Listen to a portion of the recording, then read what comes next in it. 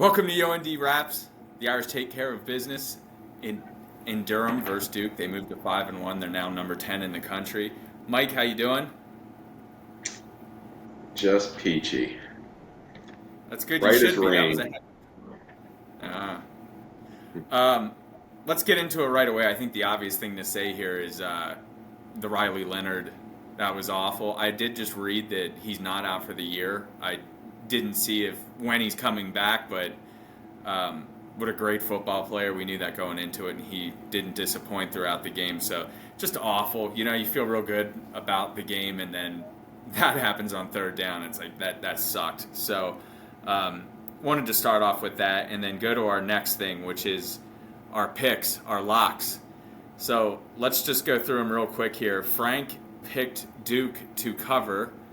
Frank, of course, lost. The spread was Notre Dame minus 5.5. Notre Dame, of course, won by 7. So Frank is now 3-2 with Notre Dame games. Frank did pick Colorado, which we thought was a pretty ballsy pick. He took Colorado in the 21.5 and ended up covering that. So Frank moves to 5-0 on non-ND games.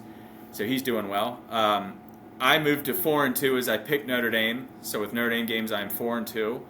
And I picked Penn State to cover the 26.5 versus Northwestern, which they did. So that moves me to 5-1 on non-ND game locks. Mike, your streak continues here with the Irish. You also picked Notre Dame to cover. You are 6-0. You did lose Georgia, though, so that's your second L, courtesy of an SEC team, by the way. It's Auburn. I've lost Auburn twice. Yeah, Auburn. There you go. Auburn twice. Yeah.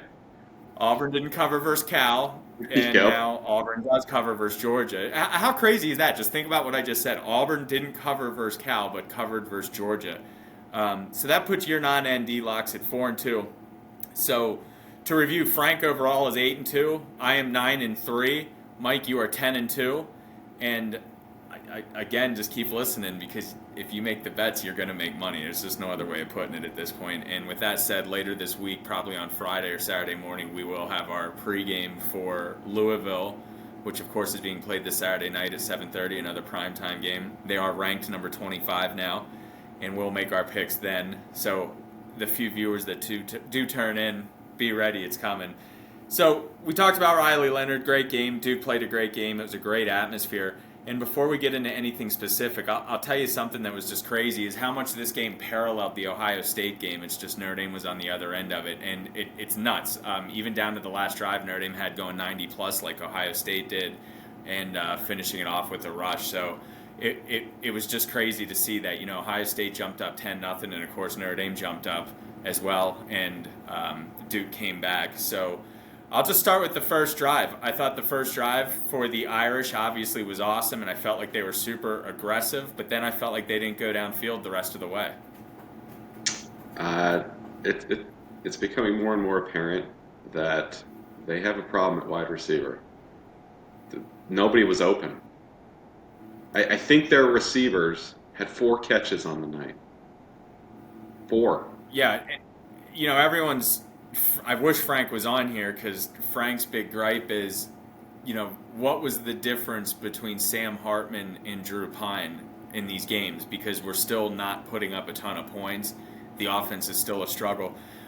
My rebuttal to that is, number one, you don't have any receivers, and you really had no receivers versus Duke. I mean, you lost 3 receivers. And so now you're leaning on Tobias Merriweather and Flores and guys like that. And I think Flores has a high ceiling. Merriweather, we'll see. I mean, he's still young. We'll give him a chance. But it feels like he's just not progressing. I mean, I imagine you agree with that. Yeah. But Frank's on drugs comparing Hartman to Drew Pine. I agree. I do agree. No. Yeah, no turnovers. I mean, the kid doesn't turn it over. Came close. He came close a few times. He still got none. I agree. He was harassed. And, Notre Dame got Leonard to throw his first pick this year. So, they both came into this game with 0 interceptions, and Notre Dame got one. I think it was Watts that pulled it away.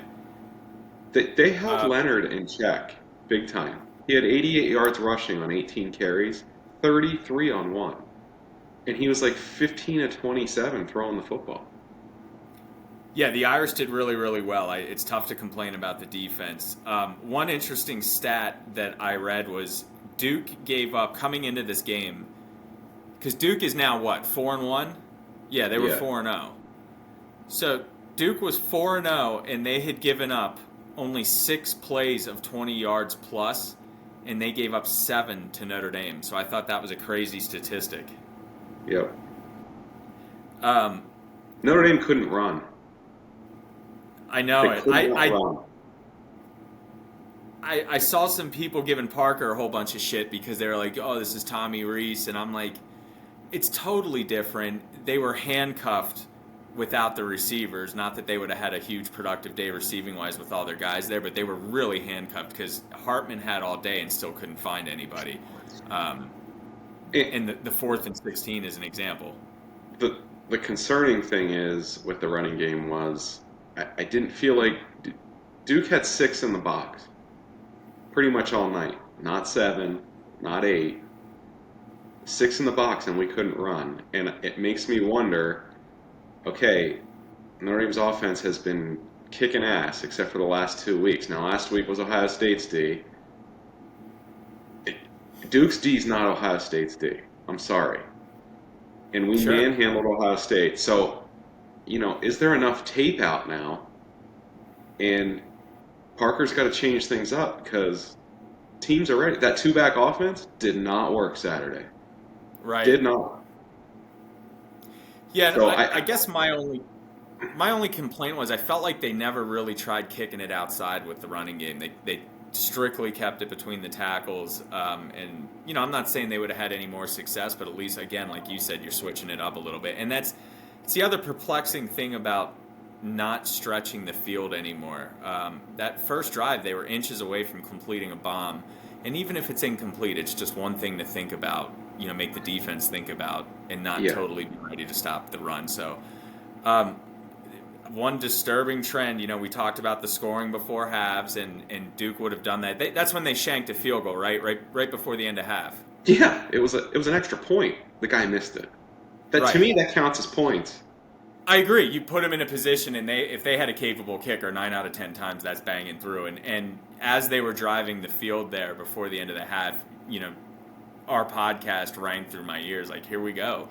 We're at the end of a half, and Duke's moving the ball. I hate to knock the D. This is 2 weeks in a row that, I've been vocal. They had 10 men on the field twice. You gave up 17 to Ohio State. You gave up 14 to Duke. And they're nail biters. It's not the D. I agree.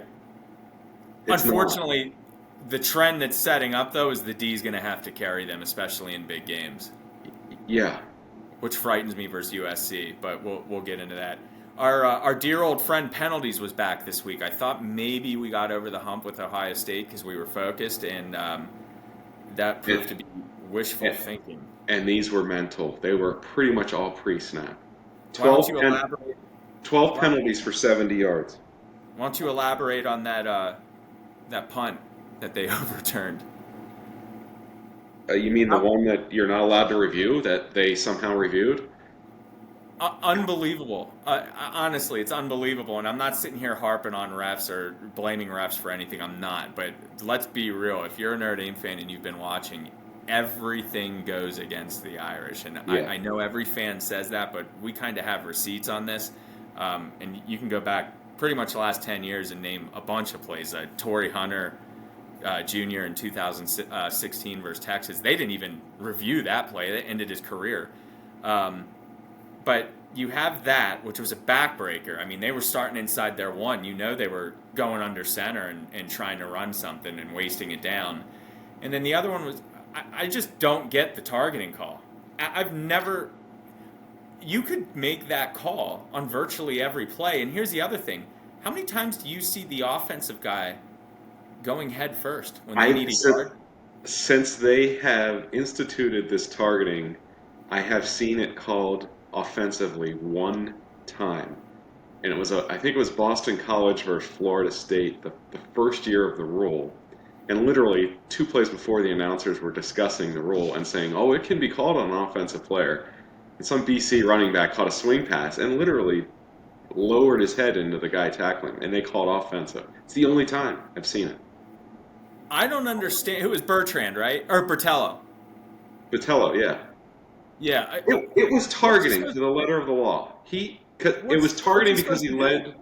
he I understand why. I understand the yeah. explanation. I've never seen it called, and now, where do you draw that? You could find a player doing that every play, He, he's got on to keep offense his head. and defense. That was they called that for his safety, not not the player. Should we be concerned about the run game or lack thereof? Um, I'm going to say they're going to bounce back. They had a bad night. They had a bad night, and what's his name? Jamarian Franklin, haunting his old team. He played They had good. a tough night. I'm more concerned about the pass rush they got with 4 frequently. Um, they struggled. They struggled. I don't know what that was. They struggled. Yeah, I felt like, and maybe I'm wrong, but I just felt like Spindler had particularly a rough night. Like there was a few plays he was on his ass immediately. That one He and holding. Carell are he and Carell are the weak links, and they start almost everywhere in the country. When I say they're weak link, that's like okay, someone's I, got to be the worst guy on the best line. I agree. You have two tackles that are really good bookends. You know, they're in a pretty good lineup, and they're the weakest there. So I hear what you're saying. They're at the grand. That's a good problem to have, is what you're trying to say. Yeah. Um, the third down, the third downs is just. Well, I mean, what is happening there? I mean, at one point, I think they were 0 for 10, or they'd missed 10 in a row on third Yeah. down. Um, They were behind the sticks all night with these penalties, all night long with these penalties, and they couldn't run. And well, that's and how do you keep lining up off sides? And I feel like it was DBs, and you're checking with the ref. Get your clearance. Vitello lined up offsides, and it was clear as soon as he came up. I'm like, he's offsides. Cam Cam Hart Hart, was the one. Like, dude, you're a senior. Like, what are you doing? Find the line of yeah, scrimmage. How hard is it? and Yeah, and you're old. this yeah, this isn't his fifth college game. This is his 50th. So bizarre, and then it happens multiple times. yeah. That's what's really just bizarre about it. Shout out to Mitchell Evans. I mean, thank Th- God. Thank God for him, or they'd Thank have God. lost that. He was Even their last awful. week. Yeah. Then they Yeah, stopped going to him. I don't quite understand. The Ohio State, I don't know if they adjusted or what, but they just stopped going there because they ran. shout out to him. I can't hate on that. I feel like I'm going to ask you this next question, and I've been doing it every week. How you feeling about our field goal kicking? I still like him. I like him too. I mean, I'm not hating on him. Obviously I want him to dominate, but The you're missing. height of his kicks are Who the cares? one he missed, the one they said he missed. I'm like, I know the guy's standing underneath the pole looking up, but standing there, how do you know? It's so high. It's How do you tough. know? Yeah, I I don't get it. The point is, just get it through the uprights. Jesus Christ! I mean, I'm so sick of watching field goals. The Make question is, if Estime doesn't bust that run, does he hit that field goal? I don't know. It's 50-50. So I had a few people here, and they hadn't watched Notre Dame. And when that drive came, I'm like, please score a touchdown. Do not leave this in the hands of the field goal kicking. And then I read that Freeman actually wanted Estime to go down. Why? Dude, just ice it. I mean, I understand the logic, but at the end of the day, there was under a minute left. Did Duke have all 3 left? I don't Yeah, remember, but I but was they like, have this is 30 after seconds. 30 seconds. Exactly. And I was like, yo, you got to go in. And then the 2-point conversion, of course, made it kind of moot as well. If they scored it, they're going to try and tie it. You would think maybe they would go for two, but If, yeah, if that I story's agree. true, that's concerning. Right. Don't and just score. Your field goal kicking is clearly a liability. Try and avoid it. And thankfully, Estime didn't get the memo, and he just went through. Another play that baffled me, and I don't want to keep harping on the negative stuff because obviously, Notre Dame won the game. It was a circus atmosphere as far as Duke's concerned the week after the Ohio State game. But what in the world was Chris Tyree doing on that fumbled punt? I have no idea. I'm trying to think of what he maybe saw. Did he think someone was going to touch it? But there was no one around. I don't know. I don't know. It's amazing how far back the special teams have gone. I thought there would be some residual effect from the last coach. It's just gone. I mean, it's not to Brian Kelly and Brian Polian levels, but we should talk about them. Yeah. Well, I see that there's people demanding he get fired. Did I not tell you they'd be ranked at 3-2? And Maryland's 5-0 and not ranked. Yeah. And LSU's 3-2, and one of their wins is versus Grambling, and both of their losses are as a favorite. Just ugly.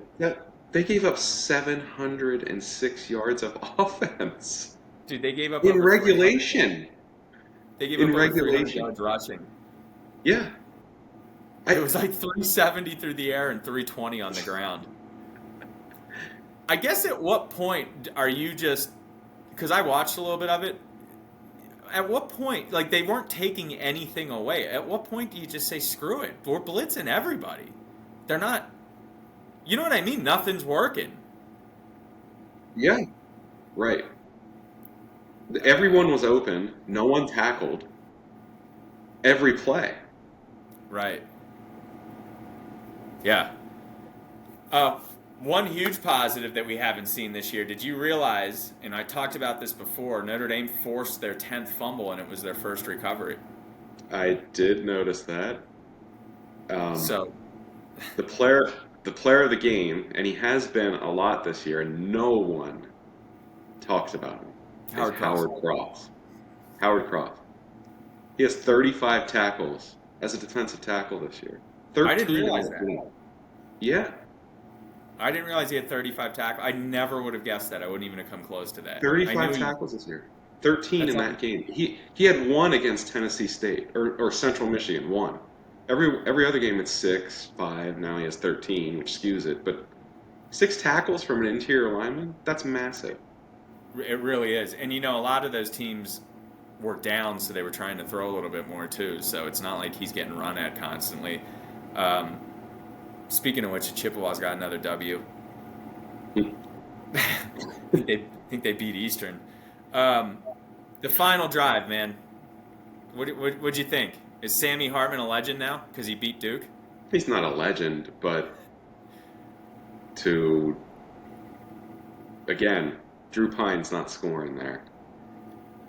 And that drive was shit. And he was handed that offensive pass interference, just handed I can't believe he scrambled for 16 yards. I can't believe it on 4th down. Yeah, I can't either. And then again, talking about how that paralleled last week, of course, Ohio State was starting to knock on the door and they had the grounding, and then they convert a 3rd and 19, and Notre Dame has the offensive PI, and then they come back and convert a 4th and 16. Notre Dame also converted a 3rd and 10 on that drive, and we just went over how piss poor they were on 3rd down, so the fact that they did that on the final drive was huge. And absolutely, if Notre Dame doesn't have Sam Hartman, that's an L. There's no doubt about it. But it was exciting to see the drive. It was exciting to see just the game break Notre Dame's way after what happened versus Ohio State. Again, watching Riley Leonard go down put a little sour note on it, but the Irish won, so I'll definitely take it. Is there anything else that you want to add about the Duke game, or something that maybe concerns you or that you really liked, or something moving forward to build on? I mean, it was they didn't play well, but they won. And Duke's a decent football team. If Leonard's out, they're going to struggle. It's a high ankle sprain, so he'll be dealing with that all year long, especially the way he runs. So at the end of the year, it probably won't look like that great of a win because losing him or having him not at 100%, it's going to hurt them bad. But they're a decent football team. They're not Ohio State, and we're more than 7 points better than them. But we got outcoached again in the second half. Elko fixed it. And we were texting Frank. He's like, Duke's going to figure this out. And they did. And we didn't adjust. Our offense never adjusted. It ran the same garbage. No one got open. You don't throw downfield. You have better athletes than them. I'm sorry. Tobias Merriweather's 6'4". Throw it to him. He'll catch one by accident. I guarantee it. I agree. Even if they don't catch it, it serves its purpose because Duke will. I mean, they didn't have to respect the deep ball at all. That first drive was it, and then it just, you're right, we just stayed in this little box the entire game. And I don't mind going between the tackles. You got to keep doing it. We're fans of that. But at the same time, you got to change it up here and there. Just sprinkle something in there to get people thinking on defense. I know it's cliche and you hear it all the time, but there's truth to it. You got to have those guys thinking, you know what, they might go over the top here. I better not be sneaking into this backfield right at the snap. And unfortunately, Notre Dame didn't do that at all.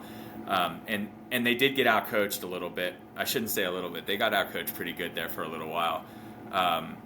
But Notre Dame got the W, and those are games that I'm used to Notre Dame losing. And the other thing, again, no disrespect to Duke. They're a good team. They're much improved. Elko does a phenomenal job. I honestly think it should be Coach of the Year. But Notre Dame should win that game, and they should win that game handily. They got the W the week after the Ohio State letdown, so I am excited about that.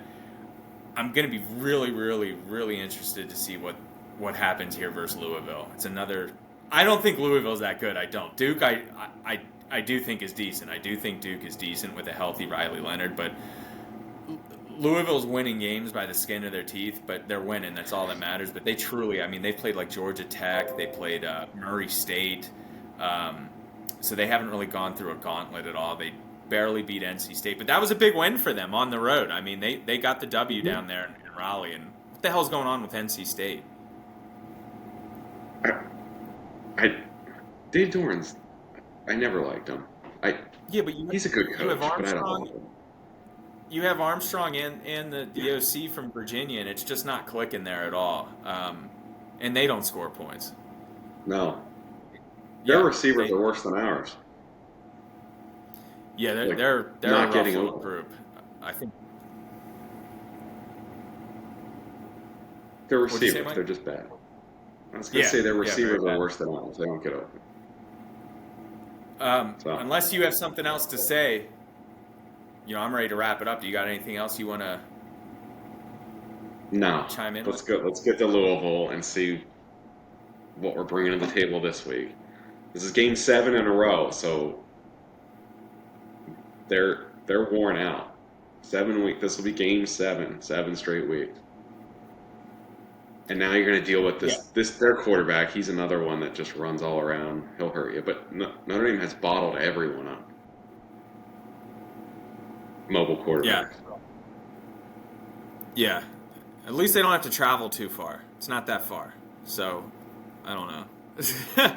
But it'll be an interesting game. I do think Notre Dame's going to handle their business. Right now it's a 7-point spread. I'm praying it goes down to 6.5, but I think it's actually going to go up. Yeah, I'm not ready. I have to look. I'm not ready to continue my Notre Dame win streak against the spread. Not yet. You're gonna let Louisville? All right, I'm just not ready to commit. Preview. Yeah, I'm just not ready to commit. All right. No, I respect that. So, Jeff Brom, the former Purdue coach, has the Louisville Cardinal out to a 5-0. We're gonna do a show. Hopefully Mike uploads it. I have some pretty cool Louisville alumni cards I'm going to throw on. And then we're going to make our picks. So I hope we keep winning. I'm winning money every weekend, which is awesome. So like, subscribe, comment. Mike, thank you for your time. Go Irish, and check in with us later this week. We'll have something up. You're gonna break out those Hugh Douglas cards. Yeah, I don't. It's secret, man. It's secret. You got to tune into Yo&D Raps to figure it out. Well, I know who you're bringing out Unitas. Didn't he go Yeah, there? Unitas. Yeah. 57 Okay. Unitas, the rookie.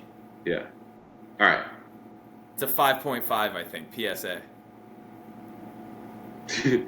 Now no one needs to tune in. All right. Go Irish.